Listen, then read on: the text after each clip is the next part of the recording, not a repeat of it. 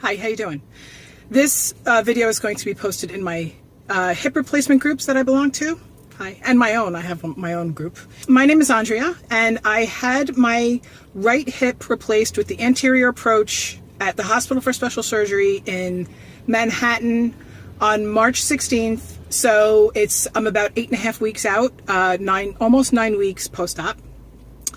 I just finished my second to last physical therapy session. I only have one more, and then I'm going to have to appeal for more physical therapy. I don't know if I'm going to do that right away because my physical therapy copays are $50 a piece, and I've been going twice a week for the past 6 weeks. Or 7 weeks, because there was a couple times I had to cancel. So we're talking about $400 a month, $450 a month. It's really expensive for me to go, and I'm not saying that it's not worth it. I'm thinking that I'm going to take like a month or two off, and then I will just request another, 6 weeks of twice a week or something after that, maybe in the middle of the summer or something like that. It's just the cost of it. And it's also driving. It's kind of far for me. But anyway, I wanted to give you an update. I haven't given you an update since like week 2 or week 4 or something, and I feel bad about that. I had a lot of people asking me for updates. And there's a lot of people who come into the hip replacement forums, the groups, to talk about it, and they're at all different phases. So I just wanted to let you know where I am now. I had 100% great body before I started with this hip thing. I was very, very strong. I worked physically for a living, and my hip went bad. I'm not going to go into it. I've already gone into it in other videos. You know what? I'll link it right there where I talk about how I got to be in the hip replacement group. But the rest of my body was really tip-top except for the hip. But now it turns out that I probably had a lot of compensation, a lot of imbalance years before I realized that the problem was in my hip. I don't know if the problem started in my hip or started in my back, but I definitely have something going on with my sacroiliac joint and my lower lumbars. You have 4 lumbar vertebrae, which are the spinal bones, right? And then you have the sacrum, and then you have the crest of the hip, and it's sort of just right in this it's an area like this. And I had the pain before the surgery. The doctor was anticipating that the pain would go away after the surgery because he thought that maybe it was compensation from the hip. But now I'm thinking that the hip went bad because the back was bad. But the hip was bad, so I'm not regretting getting my hip replaced. I'm not. Because it also sparked me into losing 60 pounds too, in anticipation of maybe it was a weight-related problem, which it wasn't. So now I have to start working on the back. But the hip is not 100%. And when I say the hip, I mean everything that means, everything that entails what hurts when you have hip replacement surgery. What hurts? The very outside of my thigh is still very tender to the touch. Like my kid was sitting next to me and he pushed his foot against me. Normally it wouldn't have fazed me at all. And I guess just yesterday I was like, that really hurts to the touch.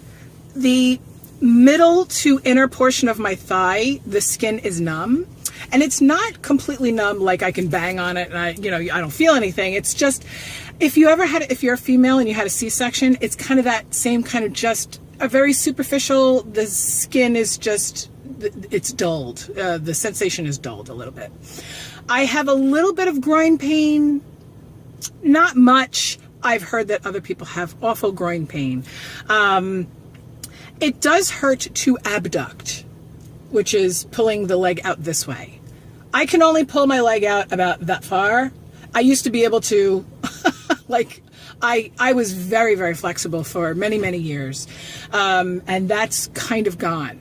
I'm kind of not really flexible in this hip at all, which sucks. I still can't hyperextend, which means that I pull my leg back this way. And it's not because I can't, because I can, and it actually feels good to, but I get very nervous because I had a very quick slight dislocation on my 2-week anniversary of my hip being replaced. If you follow me on Facebook, you know that happened. It was very traumatic. It sparked an anxiety attack like you would not believe. It was awful. And then when I have resistance adducting, which is basically pulling my leg in, if there's something resisting me here, that's very difficult. So I know that my inner thighs are, well, just the right side. The inner thigh is very weak. It doesn't hurt like there's something wrong. Nothing in my leg or in my hip movement hurts like there's something wrong. I have restrictions and I have weakness, but it doesn't feel like something is snapped, something is broken. I can honestly say that it does feel like something is seriously wrong in my sacroiliac joint and my lower lumbars, maybe L4, L5, somewhere around there. I don't think it's up to L3, but anyway, it cracks constantly. And I don't mean crack like it breaks. It adjusts. It's like constantly subluxated, and I lay on a heating pad for 5 or 7 minutes, and then I get up and I just sort of take a deep breath. Like literally I could take a deep breath and the whole thing just goes, and it feels fantastic for like 30 seconds. And then the pressure just starts to build. Now listen, this is always a lot worse when I do a lot of driving, and I have been doing a lot of driving, ironically enough, to physical therapy. It's twice a week. It's like an hour each way kind of a thing. But I wanted to go to a physical therapist that works directly with my surgeon. So after Monday, I think I'm going to be taking a break from the physical therapy for a month. I said that already. Medication. Over-the-counter stuff doesn't do anything. Zero, zip, zilch, nothing. I still end up taking a tramadol once a day, 4 times a week, twice a day, maybe once a week, and then there's 1 or 2 days a week that I don't take anything. I have to be honest, it's because it doesn't let me go to the bathroom. And that sucks. And, I could take the Miralax and I can take the Colace, and I still take the Colace every day, not 3 times a day like I was since my surgery, but it doesn't really do anything at this point. The Miralax does help, but that stuff is also expensive. It's like $12 for a week of Miralax, I mean, that's not that big of a deal, but it's just to go poo. That's like kind of crazy, I already have a very healthy diet. I have very high fiber, a low carbohydrate diet. I don't eat a lot of unhealthy fats. I do have a decent amount of healthy fats in my diet, avocado and olive oil and all that kind of stuff.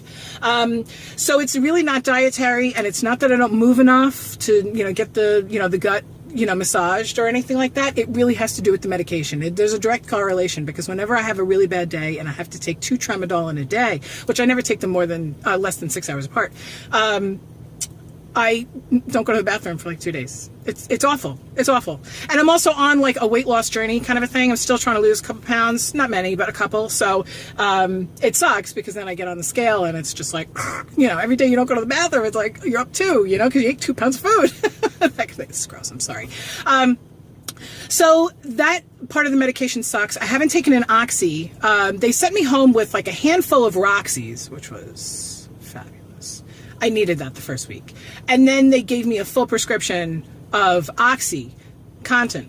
And I was taking them like once or twice a day for the first 3 weeks. That was awful with the whole regulation thing. Trust me, that was the worst. And then I was only taking an Oxy maybe like once a week or something like that. And usually it's at night, because ever since the surgery, I have awful restless leg syndrome. I never had it before. Holy crap. It's really bad. A very good friend of mine gave me a homeopathic restless leg thing. I have not touched it yet. I feel bad that I haven't tried it yet. And she went to a special store to get it for me. I just keep on forgetting. And then the only time I think about the restless leg is when it's at night. And I'm like, okay, well now I got to take an Oxy. But honestly, I haven't taken an Oxy since, I don't know, it's been like 2 weeks or something like that, 3 weeks maybe. I did end up taking a Flexeril. Listen to all this medication. Like, I went from somebody who like doesn't even take penicillin if I need it to all this. I do have a standing prescription for Flexeril, because I have a little thing in my neck, which hasn't happened since my surgery, which is a beautiful thing. I guess the body can only handle pain in so many areas. And I have taken the Flexeril a couple of times, and it really did help. When the restless leg thing happens, sometimes I get like aches in my muscles, and I feel them twitching and seizing up a little bit. And the Flexeril really helps, but that stuff really knocks me down. It's not even a good high. It knocks me down. Like I lay there going, it's really, it's not a good thing. It's a lot of relief, but it's not a pleasant pill to take for me. I mean, everybody's different, you know. And then if you have a glass of wine or four, you know. Anyway, so, okay, so if you have any questions for me, you can go ahead and message me below, or you can message me on Facebook or whatever it is. I'm almost 9 weeks out. I had anterior right total hip replacement with Dr. Alexiadis at the Hospital for Special Surgery on March 16th. I think everything is going well. I posted a couple of days ago that I felt like I hadn't made any improvement in 2 solid weeks. And this morning, I actually, from yesterday afternoon to today, I feel like I've made a big jump in my improvement, in my recovery. So I'm going to go ahead and retract what I wrote on 2 days ago on Facebook and say that things are moving along. They're moving along slow. I saw videos of people doing like squats, which I did squats today for the first time on that thing that you have to like balance. It's like a ball, half a ball thing, everything. Anyway, I've seen people like running at this stage, and Dr. Alexiadis even told me that it's possible for me to be running at 6 weeks. It's still not possible. I just had a long talk with the physical therapist because, you know, Monday's my last time. And I said to her, you know, should I start to bust through the pain? I don't know if I'm supposed to be doing that or not. I don't know. And she said, if you're nervous about it, then don't. If you're nervous about anything, don't do it. Because she trusts me. She knows that I have a very good, I'm very, very connected with my body. And it's just going to take a couple more weeks for me to be able to do any weight-bearing exercise. I can't do any weight-bearing cardiovascular exercise, and it's killing me that I can't walk my kids to and from school. It's killing me that I can't jump on a treadmill. It's killing me that I can't even use a bike, really, without pain. I might try to get a swimming membership at a pool. I don't have a pool. I live in Queens, New York.